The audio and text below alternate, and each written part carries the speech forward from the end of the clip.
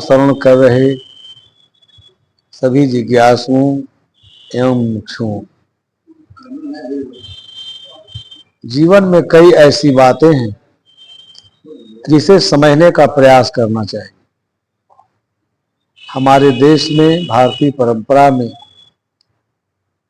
सत्संग को बहुत बड़ा साधन माना गया है। गोस्वामी जी मानस में लिखते हैं कि संत संग अपवर कर कामी भव कर पंथ, कहीं संत कवि को विदा सुत पुराण सदग्रंथ। बड़ी महिमा परक वाक्य है। एक एक शब्द हमारे जीवन के लिए अत्यंत उपयोगी है। चित्त की शुद्धि के लिए, चित्त की परिशुद्धि के लिए, मन को निर्मल बनाए रखने के लिए, पवित्र और सुंदर जीवन जीने के लिए, आदर्श जीवन जीने के लिए, मानवीय सद्गुणों से अलंकृत होने के लिए यह बहुत ही सहज, सरल और सुगम साधन है। इसलिए हर एक व्यक्ति का कर्तव्य है कि वह शास्त्रों के पुनीत वाणियों पर मनन करे, चिंतन करे, उसको जीवन में उतारे तो बहुत बड़ा लाभ अर्जित कर सकता है। संसार में देखा जाता है ये सारे महापुरुषों ने व्याकुल मनुष्यता को, त्रस्त मानवता को, त्रस्त मनुष्यता को ये अमृत की घुंटी पिलाई है। हमारा व्यवहार, आचरण, कर्म ये सब निंदित क्यों होता है? इसलिए होता है कि हम जीवन और जीवन में मिले हुए प्राणी पदार्थों का उपयोग नहीं करते, बल्कि उसमें आसक्त हो जाते, राग कर लेते, ममता कर लेते और उसी में ऐसा चिपक जाते हैं कि अपने जीवन में सत्य का ज्ञान प्राप्त नहीं कर पाते। जो असत है, परिवर्तनशील है, क्षणभंगुर है, जो कभी हमारा न था, न आज है, न आगे रहेगा, उसी को सत्य मान करके उसी में उलझे रहते हैं। इस सत असत का सद्विवेक, सद्ज्ञान कब होगा? जब व्यक्ति सत्संग करेगा। इसीलिए सत्संग को अपवर गोस्वामी जी अपने भाषा में मोक्ष का साधन बताते हैं। संत संग अपवर कर कामी भव कर पंथ। बड़ी मार्मिक वचन कहा। और सदगुरु कबीर साहब तो और मार्मिक बात कहते हैं, आध घड़ी सत्संग सुमिरन बरिस 50, एक घड़ी बरखा बरसे रहट 12 मास। इन महापुरुषों के वचन हमारे लिए इतना उपयोगी है, अत्यंत उपयोगी है। हमारे अंदर इसका ठीक से चिंतन करें, मनन करें, उस पर चलने का प्रयास करें, हमारे मन में कोई विकार आएगा ही नहीं। असावधानी से हमारे मन में विकार आता है, लोभ आता है, क्रोध आता है, राग द्वेष, जितने मनोविकार हैं वो सब हमारे असावधानी के दुष्परिणाम हैं। उन्हीं के कारण हमारे जीवन में, हमारे जीवन की भारी हानि होती है। हम सत्य से विमुख होकर, और जो धर्म विमुखता है उससे सत्य का ज्ञान नहीं हो पाता। इसीलिए मनुष्य को चाहिए, मनुष्य स्वभाव से प्रकृति ने कुछ ऐसा इसकी संरचना बनाई है कि इसमें विवेक के बीज है। उस विवेक को जगा लेना और विवेक के प्रकाश में जीवन यापन करना मनुष्य की बहुत बड़ी उपलब्धि है। ये संत संग के बिना नहीं होगा। संतों की बड़ी महिमा गाई गई है। संत का अर्थ क्या होता है? जो स्वयं शांति का स्तंभ है। इसलिए गोस्वामी जी अन्यत्र कहते हैं कि 7 दीप 9 खंड में 3 लोक जगमाहि, तुलसी शांति समान सुख अपर दूसरो नाहि। संत जो होता है शांति का प्रतीक होता है, शांति का आदर्श होता है। अपने मन के सारे विकारों को वो जीत लेता है, इसलिए उसका जो निर्मल जीवन है, प्रज्ञा से दीप्त जीवन है, वो संसार के लिए पथ बन जाता है, मार्ग बन जाता है। इसलिए जो कोई भी प्राणी उसके पास जाता है उसे दिव्य और अलौकिक शांति की अनुभूति होती है।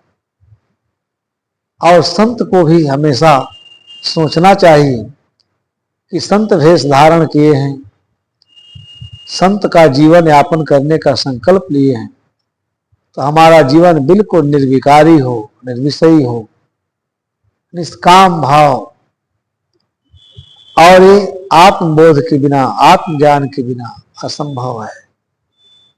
इसलिए भारतीय परंपरा में, भारतीय आध्यात्म जगत में ये निर्देश दिया गया है।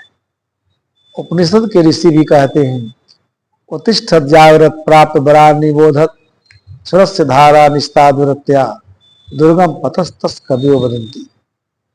सब महापुरुषों ने, संत संसार के सेतु है, और इसीलिए संत की अपनी एक गरिमा है, एक महिमा है। जब वो ज्ञान से दीप्त जीवन जीता है तो समाज के लिए वो प्रकाश स्तंभ हो जाता है।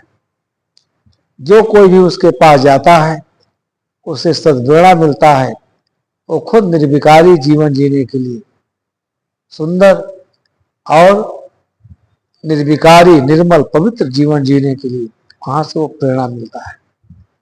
संतों के संग में जा करके बहुत सारे लोगों का उद्धार होता है। एक दृष्टांत से आप लोगों को समझाऊं। एक बार राजगृह में धनंजात नाम की एक कन्या थी। कथा में आया है कि वो ब्राह्मण परिवार से थी, लेकिन वो तथागत गौतम की शिष्या थी, और गौतम का जादू उसके मन मस्तिष्क पर इस कदर छाया हुआ था, हर समय वो उनका स्मरण करती रहती थी। गुरु के द्वारा दिया गया ज्ञान में हमेशा विचरण करती रहती थी। एकदम निर्मल हृदय की साधिका थी, और उसके परिवार के लोग ब्राह्मण परंपरा के थे। एक दिन उसके घर में कोई कार्यक्रम था, बड़ा चहल पहल थी, तमाम रिश्तेदार इष्ट मित्र पधारे हुए थे। सेवा करते समय वो फिसल करके गिर गई। वो हर समय बुद्ध के मंत्र का उच्चारण करती रहती थी, उसमें इतनी उसकी अगाध श्रद्धा थी। नमो तस् भगवतो अरहतो सम्मा सम्बुद्धस्स। मैं उस सम्यक संबुद्ध का वंदना करती हूँ जिसके दिव्य ज्ञान से सारा संसार आलोकित है।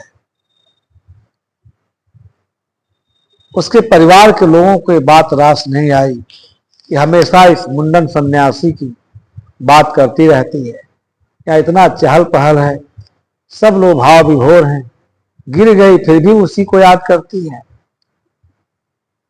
उसके परिवार के लोग चिल्ला उठे, क्या तुमको मंत्र दे दिया है? कौन सा मंत्र दे के तुमको पागल कर दिया है?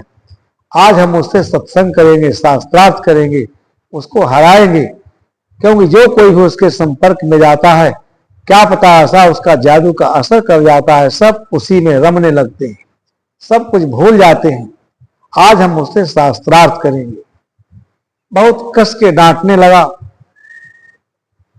उसका देवर था, वो धीरे से कहती है, ये तो आपका हो भाग्य होगा, ऐसे संत पुरुष के पास जाकर अगर आप उसे शास्त्रार्थ करें, सत्संग करें। उत्तेजित होकर के वो चला जाता है, और जब वहां जाता है उस आश्रम में एक ऐसा दिव्य वातावरण है जहां भगवान बुद्ध धर्म का उपदेश देते हैं।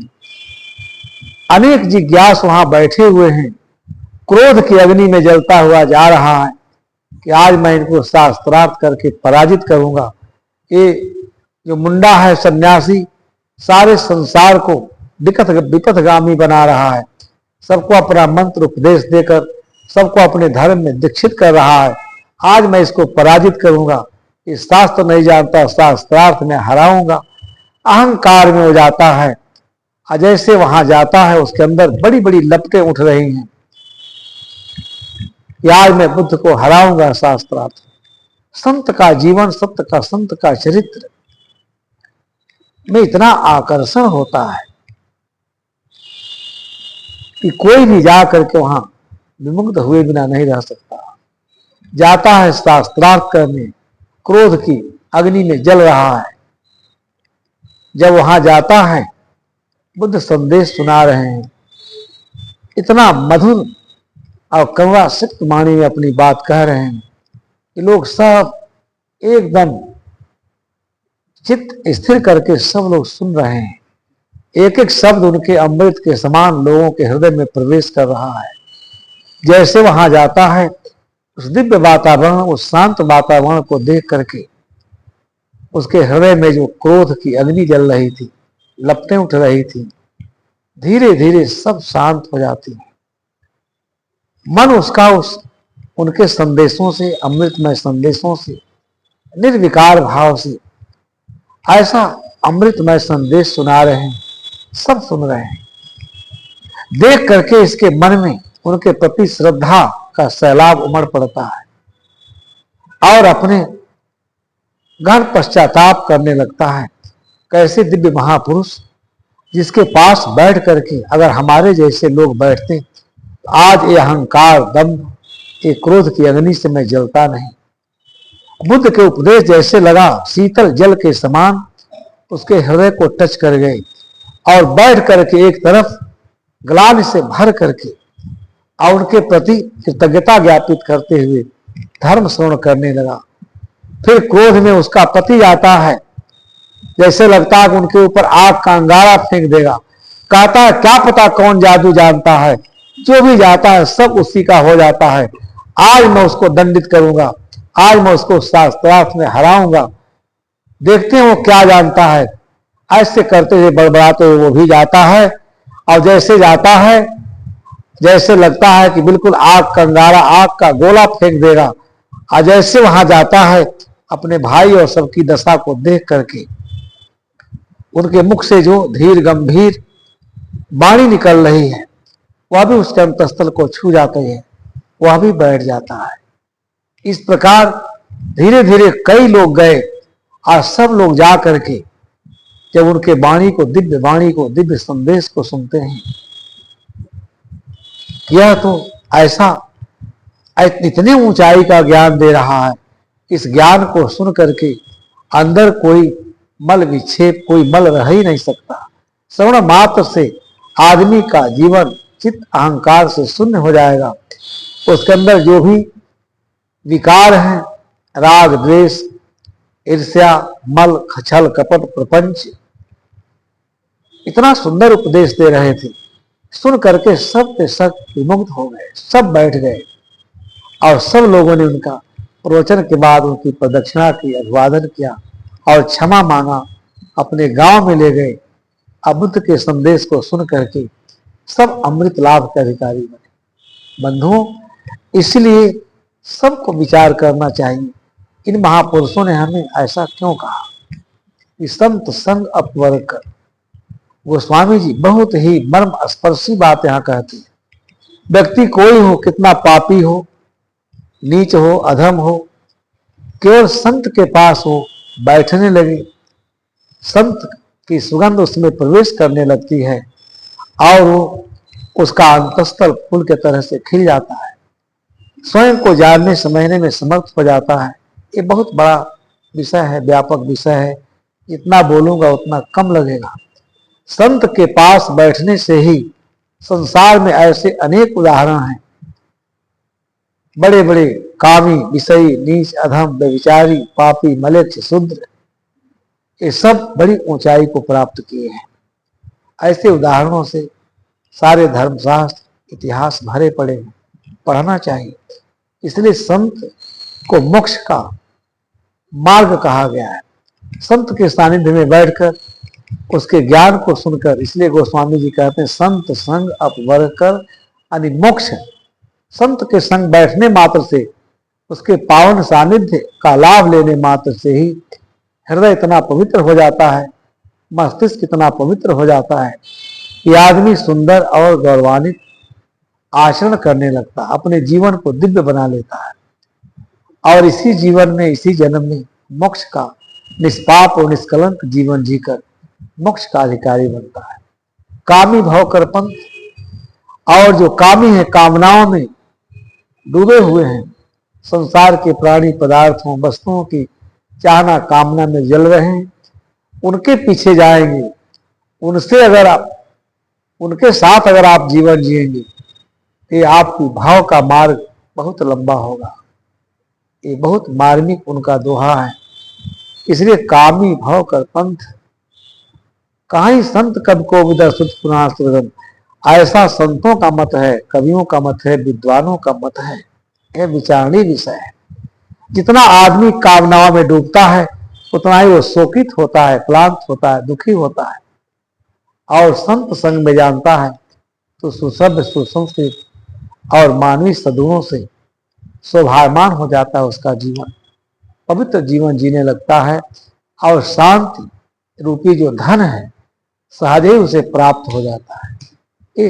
इसी प्रकार कबीर साहब ने कहा, याद घड़ी सत्संग संसार के मनस्ताप में जलते हुए प्राणी को अगर आधा घड़ी तत्व ज्ञान मिल जाए, क्षण भर के लिए तत्व ज्ञान मिल जाए, तो उसके सारे जीवन में क्रांति फूट पड़ती है। और किसी सूक्ष्म विषय पर जब वह सोचने लगता है तो उसके मन के सारे अनुताप सब समाप्त हो जाते हैं, जिसमें वो जलता रहता है, काम विकार में, मोह विकार में, राग विकार में, क्रोध विकार में, सब के सब शांत हो जाते हैं। इसलिए सत्संग ही मनुष्य जीवन के लिए सुंदर साधन है। सत्संग करके और सबको अमृत लाभ प्राप्त करना चाहिए। इन्हीं शब्दों के साथ में अपने विचारों को विराम देता हूँ। प्रेम से बोलिए श्री सद्गुरुदेव की जय।